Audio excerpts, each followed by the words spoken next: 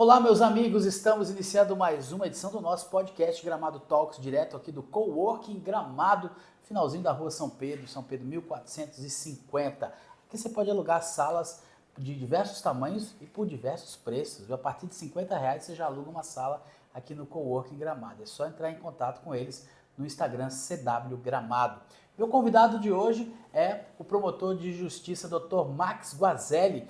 Vamos saber um pouquinho da história dele e também falar da lei eleitoral, afinal, ele está à frente aí da justiça eleitoral nessas eleições. Vem comigo. Doutor Max, obrigado por estar aqui, por ter vindo aqui. É um prazer, uma satisfação bater um papo com o senhor. Sempre uma satisfação conversar contigo e com o pessoal que te acompanha. Quantos anos já em Gramado aqui, doutor Max? Olha, em Gramado, 13 anos. 13 anos. E no Ministério Público já desde 97. Bastante tempo, Bastante tempo, E sempre atuando em Gramado, teve uma época que o senhor atuou em Canela também, né? Sim, cheguei a substituir em Canela praticamente quase um ano. E por isso que eu acabei conhecendo bem Canela também, em razão do meu trabalho de defesa comunitária lá em Canela. Então, conheci bem Canela nesse período. Como é que funciona a promotoria de justiça aqui, doutor Max? O senhor acaba respondendo por várias coisas, né? Sim. Assim, as pessoas confundem muito o Ministério Público com o Judiciário, né? Na verdade, são distintos, embora todos esses órgãos façam parte do sistema de justiça, né? Como um todo, assim, amplamente falando, de forma leiga. Mas, do ponto de vista eleitoral, nós temos a Justiça Eleitoral hoje, que compreende a Gramado e Canela numa única zona eleitoral, que é a 65ª Zona Eleitoral, sediada, né, no município de Canela. E nós temos 2 cartórios eleitorais, um em Canela e um em Gramado. E o Ministério Público, daí, faz o papel de Ministério Público Eleitoral, no caso. Sabe, Caio, que eu tenho, assim, o meu início, a minha história no Ministério Público, ela começa justamente na função eleitoral. É interessante porque antigamente a gente não tinha tantas ferramentas tecnológicas, né? E o Ministério Público em Porto Alegre, para dar apoio nas eleições municipais que ocorriam em todos os municípios do estado, e havia uma grande dificuldade de obtenção de julgamentos, informações de como se julgava no TRE, no Tribunal Regional Eleitoral, determinada situação. Então, não existia no Ministério Público um banco de peças, eu digo, de decisões do TRE, para municiar os promotores eleitorais a respeito qual era a opinião, qual era o entendimento do tribunal referente a uma determinada situação.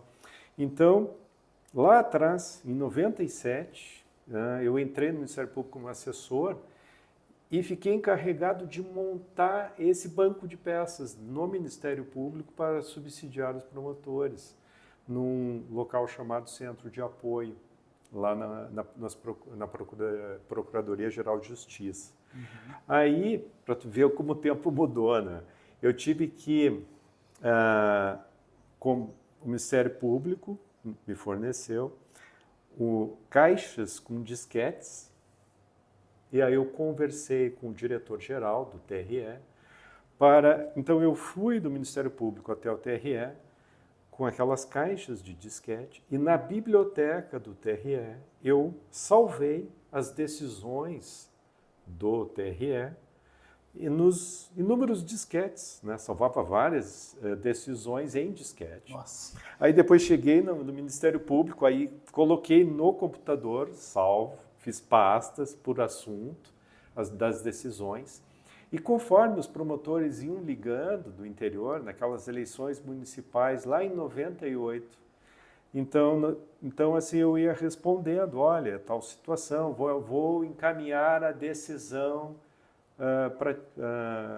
para o promotor e tal, para análise. Aí eu pegava aquela decisão, procurava no computador, imprimia, chegava numa máquina de fax, encaminhava por fax para o promotor de justiça lá naquela comarca, lá no interior, para ele saber qual era a posição do Tribunal Regional Eleitoral sobre aquele assunto. Agora, aqui o senhor responde também por diversas áreas, né? Meio ambiente, Sim, sim. né? Questões também cívicas, né? Do dia a dia. Sim, sim. Aqui nós somos, claro, tem Gramado e Canela são duas varas judiciais, são duas comarcas distintas, cada uma delas tem duas varas judiciais, tem promotores que trabalham junto a essas varas judiciais. Aqui em Gramado somos em 2 promotores e internamente dentro do Ministério Público nós temos também divisão de tarefas. Eu acabo ficando com Infância e Juventude, a colega acaba ficando, por exemplo, com idosos. Tem outras diferenças também, né? Outras divisões de tarefas. E no eleitoral, aí sim, aí tem, como é só uma zona eleitoral, antigamente havia 2 zonas eleitorais, sim, que era uma em Canela e outra em Gramado, mas elas foram unificadas. Então ficou hoje a doutora Simone Chalela, que é a juíza eleitoral, então ela vai responder por Gramado e Canela, e como promotor eleitoral, dessa vez eu estou atuando. Nos 2 municípios? Nos 2 municípios. Há um rodízio. Né? Um rodízio. O que o senhor acha mais difícil nessa fase eleitoral? O mais difícil, assim, eu ainda, tu vê, né? Outro dia eu estava lendo um livro que falava sobre o sistema eleitoral inglês, né? E eles têm, assim, hoje, aliás, desde praticamente 1885, um sistema eleitoral extremamente correto, honesto, de inexistência de compra de votos, o que era algo corriqueiro antigamente, né? Pegava lá narrativas no século XVIII na Inglaterra, os xerifes locais elegiam quem eles apoiavam, havia compra de votos por meio de, inclusive, bebida, comida, etc. E aí, puxa vida, isso era lá no século XVIII na Inglaterra. Hoje, aqui no Brasil, se compra nem voto. Acontece, né? Nem acontece. Então, uma cesta básica, a pessoa compra a cidadania de um coitado ali por uma cesta básica. Às vezes, o próprio coitado ali aproveita da situação também para chegar para os políticos e pedir comida, bebida, etc. Alguma vantagem. Essa é a pior. Eu acho que esse é o pior de tudo. Você vê que o eleitor também é corrupto, né? O eleitor que pede é porque ele também quer uma vantagem. Ele quer uma vantagem. E assim, isso é horrível, assim, porque é uma falta de valores, tanto desses eleitores que agem dessa maneira, mas principalmente do candidato, porque o candidato é uma pessoa mais esclarecida. Então ele está se utilizando disso, né, dessa desvantagem, para poder cometer um crime eleitoral, cometer uma infração eleitoral. E o grande problema, e também isso é bastante indignante, porque é muito difícil provar isso, né? Porque existe um voto de silêncio dos dois, seja do corruptor como da pessoa que aceitou a vantagem, né? Porque ambos... Quem aceita a vantagem também pode ser punido? Também. Mas é muito difícil, é muito difícil. Geralmente, acredito que o ideal é fazer um meio de prova por abuso do poder econômico, abuso do poder político, ou conseguir provar essa compra de votos. O ideal sempre, e aqui eu acho que está a grande possibilidade dos partidos poderem, os candidatos que atuam corretamente, ajudarem o Ministério Público a fazer a prova documental. É a única forma. É a única forma. Porque a prova testemunhal ela é muito, muito difícil no pleito eleitoral. Agora eu pergunto, senhor, aqui na nossa região, apesar de que a gente sabe que acontece, mas eu acho que aqui ainda tem um certo nível de esclarecimento. Tem, mas assim, historicamente nas eleições municipais, tanto em Gramado como em Canela, principalmente em Canela, se escuta muito a questão de cesta básica e doação de materiais para aquisição de votos.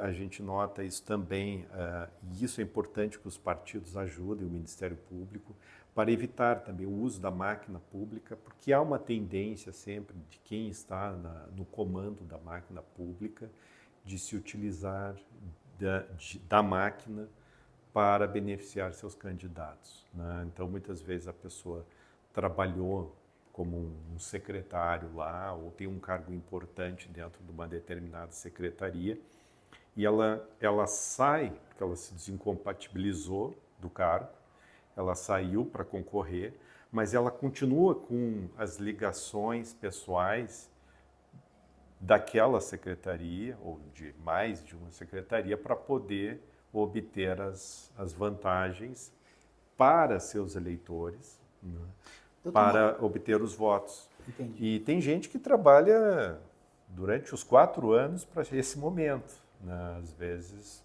favorecendo, fazendo, fornecendo materiais, etc.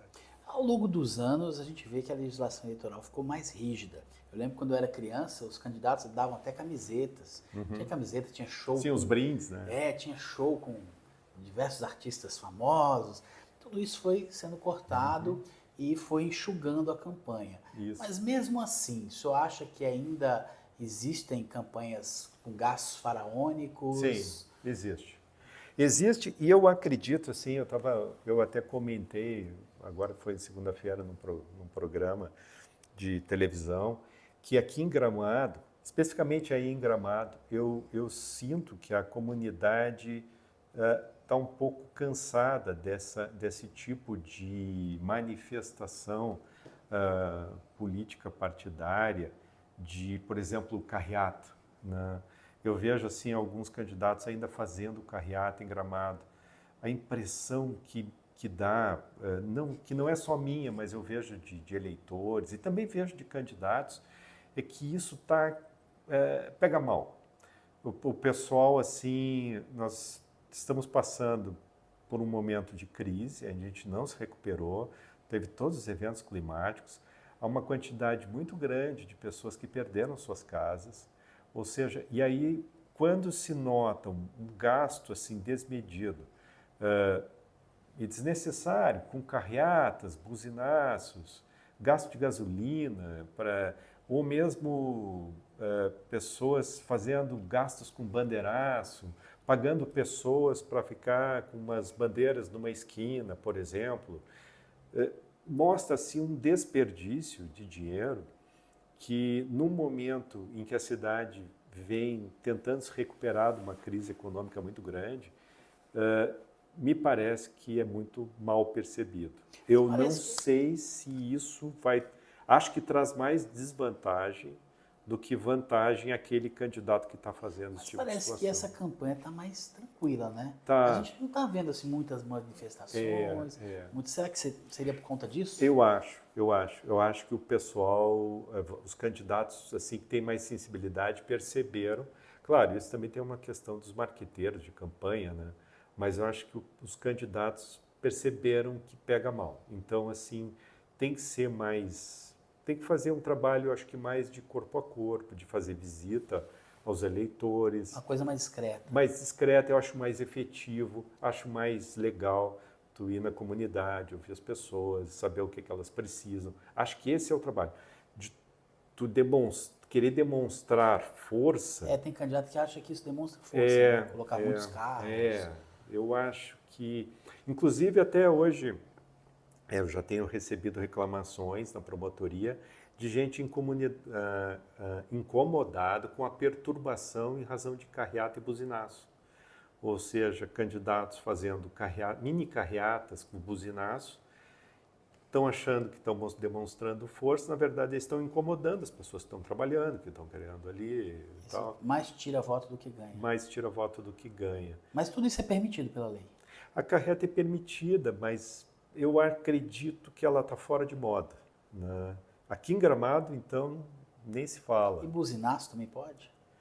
Aí entra a questão da contravenção, né? Porque a perturbação do sossego alheio é por meio de abuso de instrumentos sonoros, isso é uma contravenção.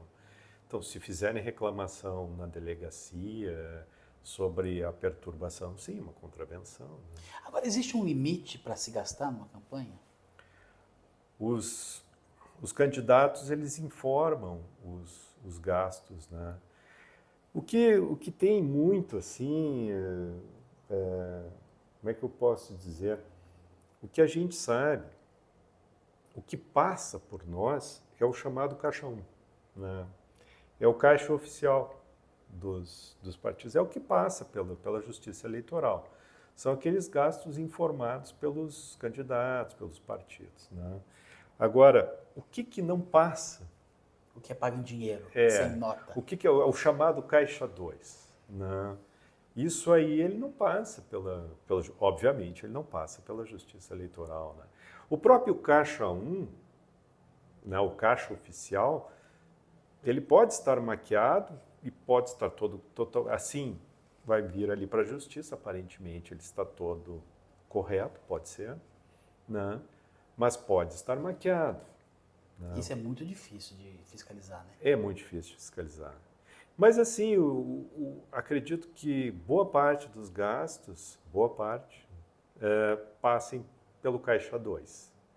Né? São aqueles gastos não informados e que o Judiciário, o Ministério Público não vão conseguir levantar essas informações. É muito difícil mesmo, né? E a campanha digital, doutor? Até onde ela pode ir? O que é permitido? Porque hoje eu acho que a maior parte da campanha ela está nas redes sociais. Né? Eu acredito que aí sim, eu acho que é o principal caminho para os candidatos. Eu acredito que essa, por exemplo, barulheira de carreata, bandeiraço, eu acho que isso está fora de moda.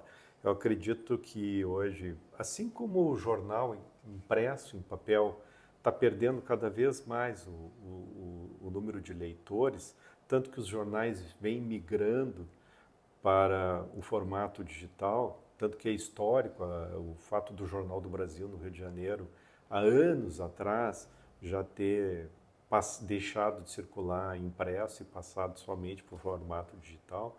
Eu acredito que também a propaganda ela vai passar ou vai assim ser priorizada no formato digital, principalmente no celular. Hoje está todo mundo ligado, conectado na internet e principalmente no celular. O candidato ele pode impulsionar a sua campanha, né?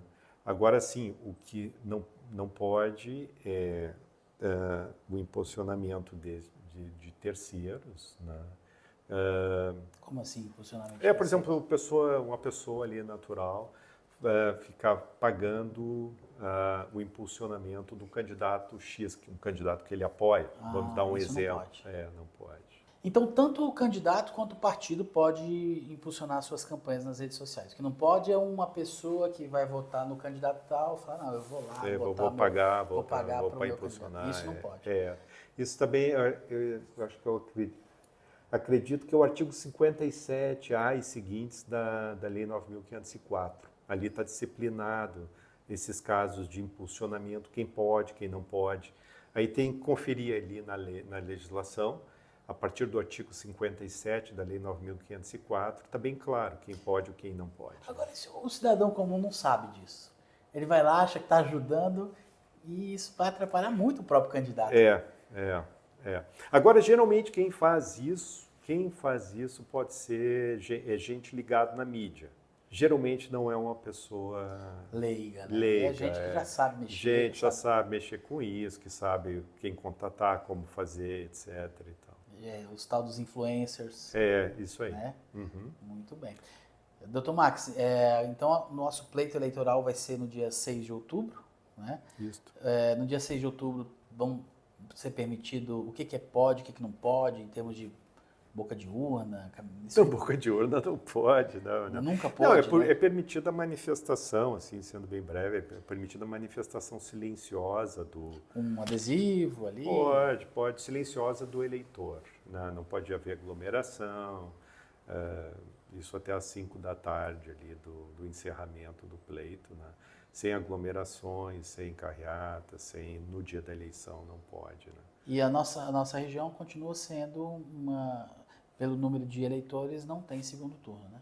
Não tem segundo turno. Ainda bem. Não, senão é muita coisa. Não, é que assim, você vai pensar, vamos lá, são 200, provavelmente, vou chutar, né? Mas vamos lá, são 2 centenas de candidatos a vereador e prefeito, né? Somando todos.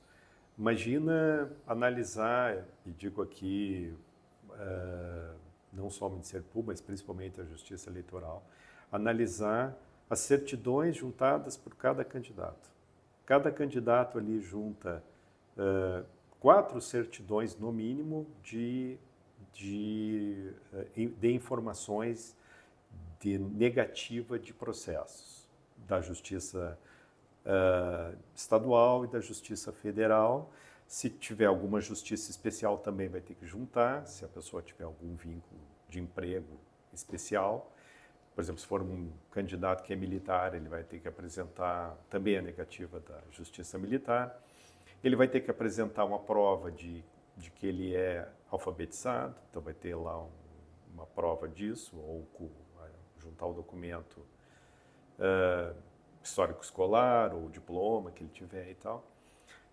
Vai ter que ter o documento pessoal dele, também vai apresentar uma prova de desincompatibilização, por exemplo, se ele era secretário, se ele era professor, se ele era isso, se ele era conselheiro tutelar, e ele está concorrendo a um cargo, ele vai ter que se desincompatibilizar, então vai ter lá também um documento da desincompatibilização.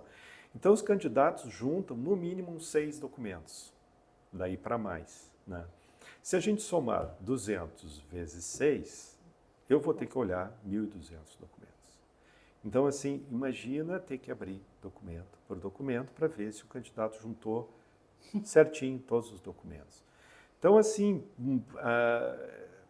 só isso já tira um tempão e em vários casos, assim, então, a maioria, assim, a gente nota por displicência do candidato não juntou o documento X, não juntou o documento assado, trocou o documento por outro, e aí tem que fazer lá uma promoção, pedido para, em 3 dias, juntar o documento correto e tal. Então, assim, imagina a trabalheira que dá isso, né? O senhor fica, então, nesse período exclusivo para a Justiça Eleitoral? Não. O senhor ainda tem que cuidar das outras coisas? Tem que cuidar das outras coisas. Meu Deus do céu.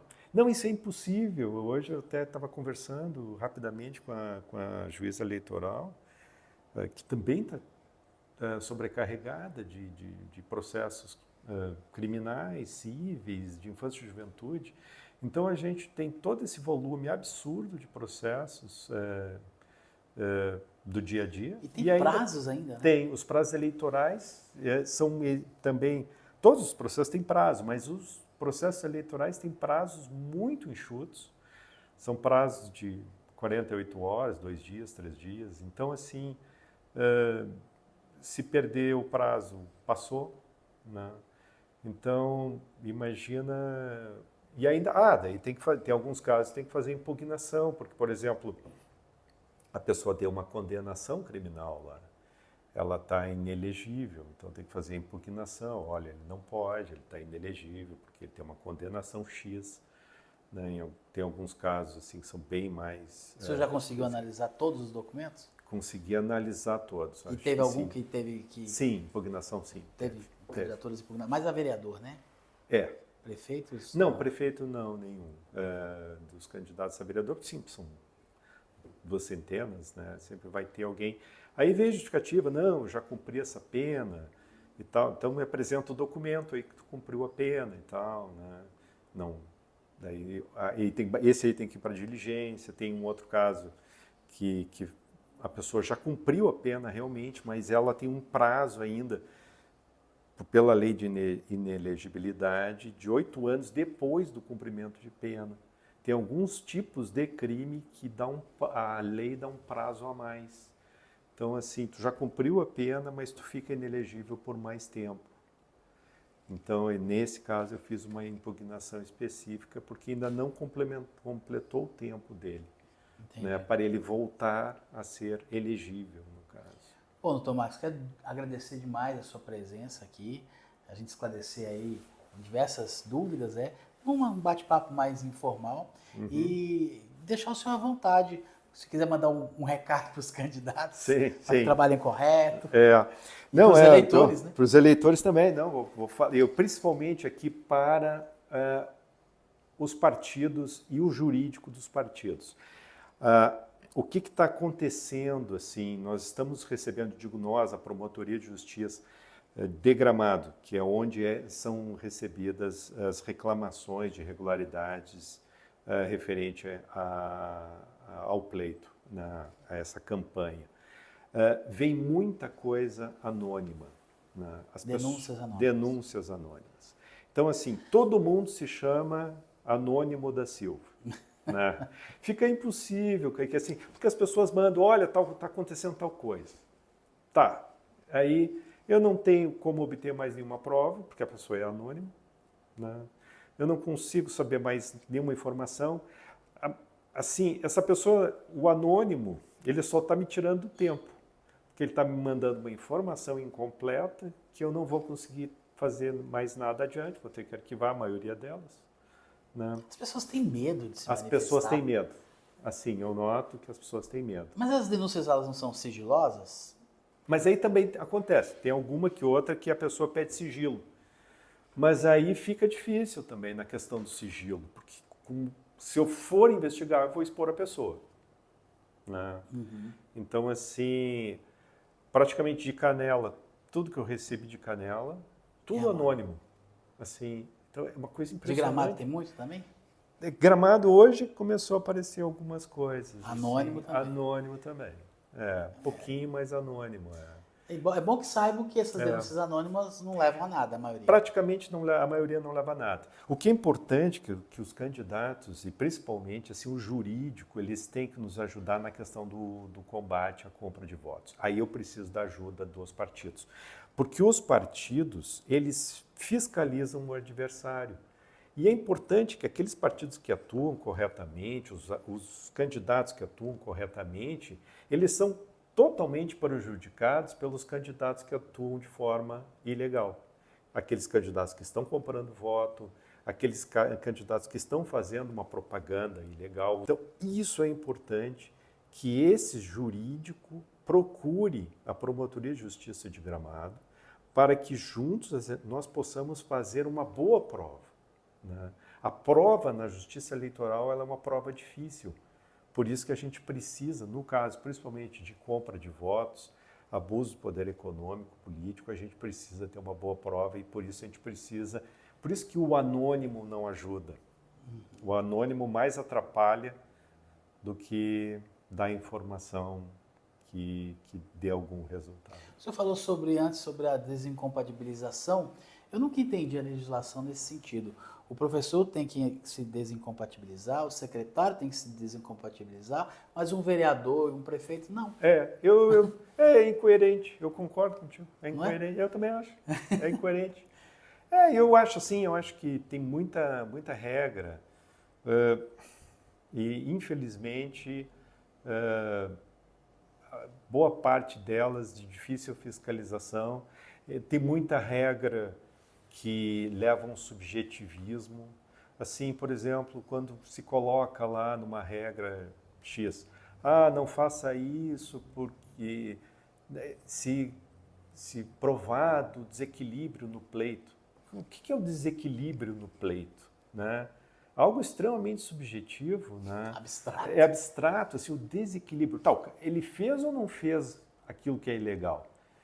Agora, essa questão de o desequilíbrio no pleito já dá uma margem para discussão.